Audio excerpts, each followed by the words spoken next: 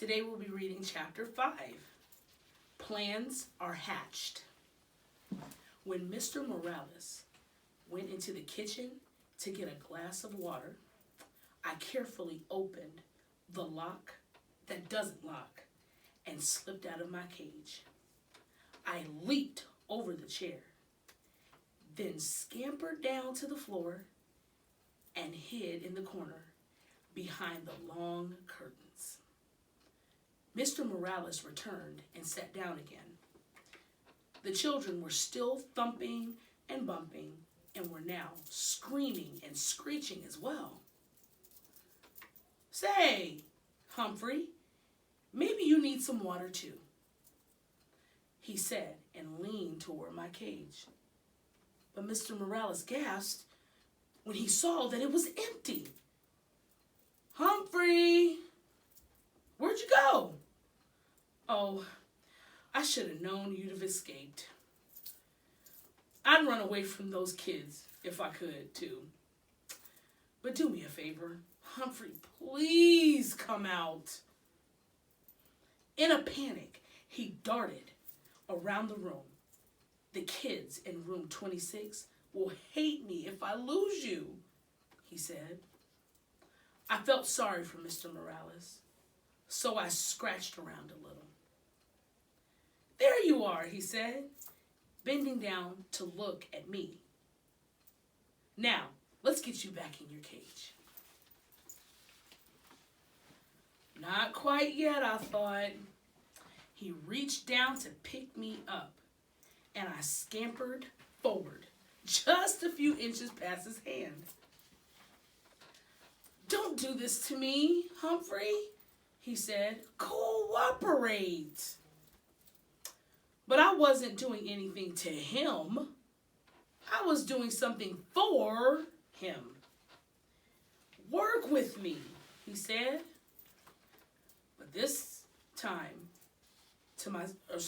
he said, but this time to himself. "Maybe, hey, that's it." He looked down at me. "With your help, Humphrey." Mr. Morales really swung into action then. He raced upstairs. The thumping and bumping stopped. Then he raced back downstairs, Willie and Brenda with him. "Close all the doors, Willie," he said. "But Dad," Willie whined. "Close them," his father repeated firmly. "Now!" Willie closed all the doors. "You two scared poor Humphrey with your little screaming and poking and thumping. We may never see him again," he told them. Brenda burst into tears. "Humphrey's dead," she sobbed. "No, Humphrey's too smart for that," Mr. Morales told her. "But he will run away if you two aren't nice to him." Right. You have to be pretty smart to be a principal. "Now, do you want to help me get Humphrey back?" "Yes," the children shouted.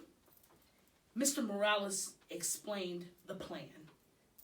He said the only way they'd get me back in my cage was if they worked together. And they could only work together if they listened to him. Really listened. They were listening now, and they kept listening too. Because he told them the most important thing they could do was to be quiet. So they were quiet. I'm pretty sure he's still in the room.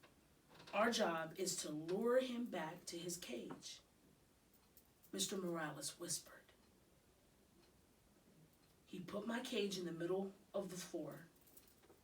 Then he went to the kitchen and got a handful of sunflower seeds.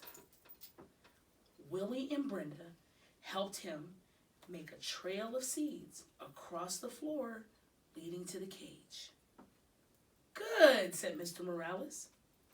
"Now, we have to be very, very quiet and wait for Humphrey to pick up the seeds. But if you say anything or even move, you might scare him. We'll be quiet, Dad, said Willie. Brenda agreed. They all sat on the sofa. Do you think it'll work? Willie whispered. Of course, Brenda answered. Dad's smart. Well, he's not the only one. I waited for a while. After a while, the Morales children needed all the practice trying to stay quiet that they could. When Willie got restless, he started skittering along the floor. I hear him, said Brenda. Shh, said Willie.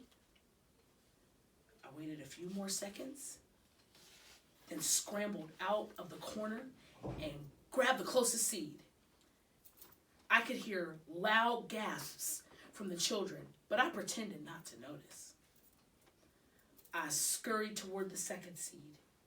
This plan Mr. Morales and I came up with was tasty, tasty, tasty. I could almost feel 3 pairs of eyes fixed on me, but I ignored them. I grabbed up the 3rd and the 4th seeds, hid them in my cheek pouch, then stopped right outside the open door of my cage.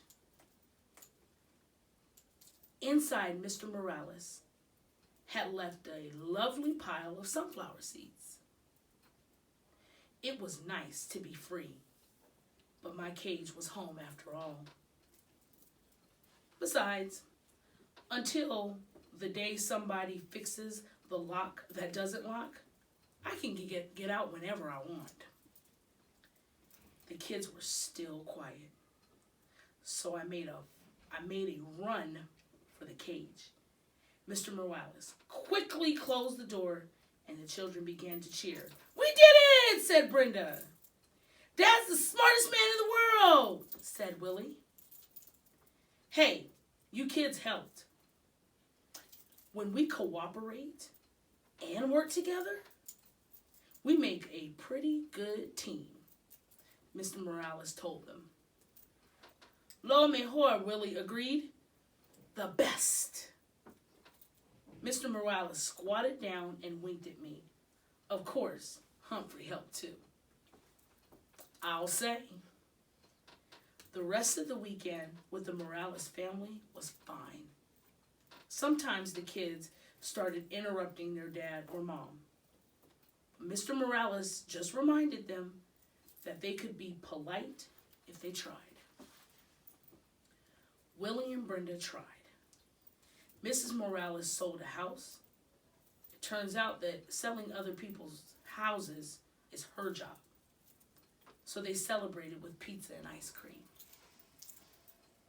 Brenda learned to hold me gently. Willie even cleaned the poo out of my cage, which I appreciated. Life is good, I thought, as Mr. Morales drove me back to school Monday morning.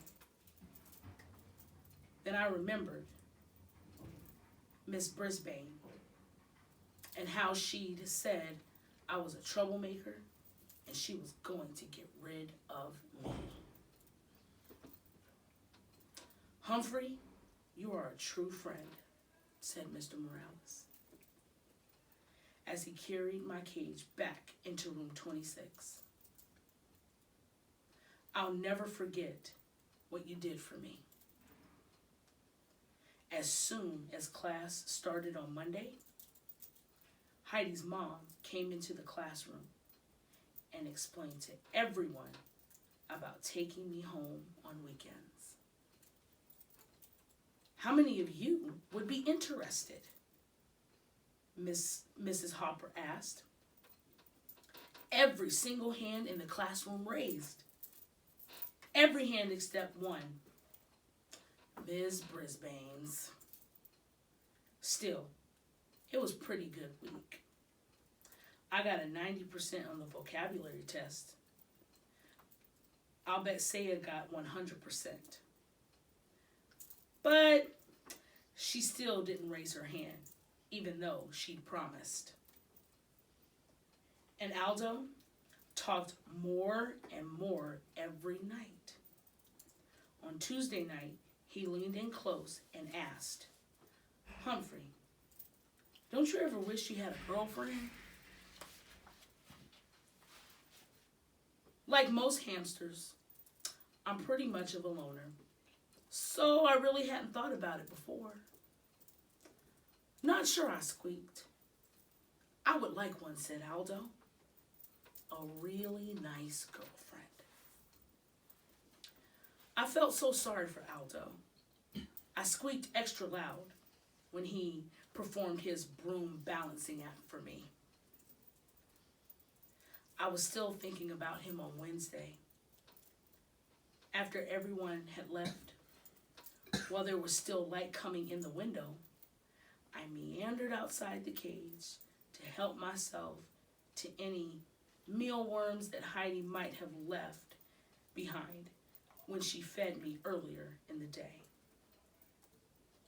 The table was covered with newspapers, and while I nibbled, I browsed the news. All of life was there on the pages of the newspaper. Births and deaths, lost pets, sad, sad, sad. Funny jokes, good news, and bad news. Then there were the ads.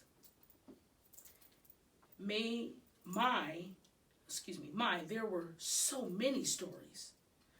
Not just Petorama, but Shoesorama, and Foodorama, and Books Galore, and Wide World of Tools.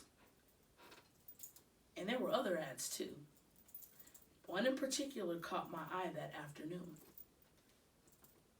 It read, work nights? Lonely? Want to meet others who work nights? The Moonlighters Club for people who work at night.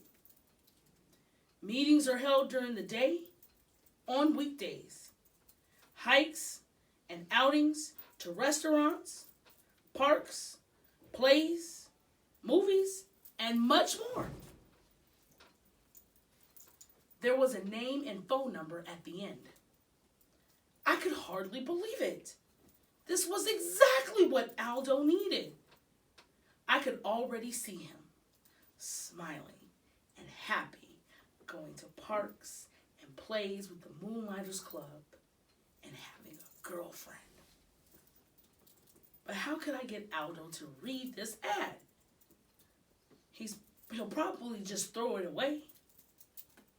Still, if I cut it out and left it in a place where he couldn't miss it, well, maybe. Hamsters don't do scissors, but we have nifty teeth. It took me a while to nibble the whole ad out neatly, but I did a pretty good job. Then I stood the clipping up against my cage. Aldo couldn't help but see it if he looked at me, which he always did. That evening, I was more anxious than usual for Aldo to arrive. When he turned on the lights, I squeaked hello right away. Greetings to you, my little friend, said Aldo as he pushed his cart into the room. You sound like you have something on your mind. You bet, I tried to tell him. He ambled over to my cage and leaned down to look in. What's happening, Humphrey? He asked. I saw his eyes light on the scrap of newspaper. Hey, I can hardly see you. He reached out and pushed the clipping aside. Read it, I squeaked right out. Of course, he didn't understand. He didn't even look at what the ad said. He just set it down next to the cage and leaned in closer. I was squeaking a blue streak. Look at it now! Calm down, Humphrey. I got a treat for you, said Aldo. He reached into his pocket and pulled out a tiny bit of carrot. Your pal Aldo would never forget you. My heart sank. You try to help a human, and they don't even pay attention. But as you know, I don't give up easily. I squeaked happily while he balanced his broom on one finger as usual. But my mind was on the Moonlighters Club and how to get Aldo there. After he left, I scrambled out of my cage, picked up the newspaper clipping, and tucked it inside my notebook. Then I hid the notebook behind my mirror. If I didn't, somebody mean, like Miss Brisbane, might throw it away. I was still wondering what to do with it the next day when Ms. Brisbane rolled in a cart with a big machine on it. This is the overhead projector, she told the class. I'm going to use it for some map work. When Ms. Brisbane turned the machine on, a bright light was projected onto the wall. Then she placed a paper map on the glass, and suddenly the map showed up really big on the wall. She could write on it and draw on it, and you could see everything she wrote. A machine like this could come in handy, I thought. So when Ms. Brisbane turned the machine off and sent my classmates off to lunch, I thought about that machine. When AJ cleaned my cage and changed my water and bedding, I thought about that machine. I thought about it so hard, I suddenly came up with a really, really, really good plan. But it would be difficult to carry out and dangerous as well. Tip 5. If a hamster manages to escape his cage, you can sometimes lure him back in with a trail of sunflower seeds.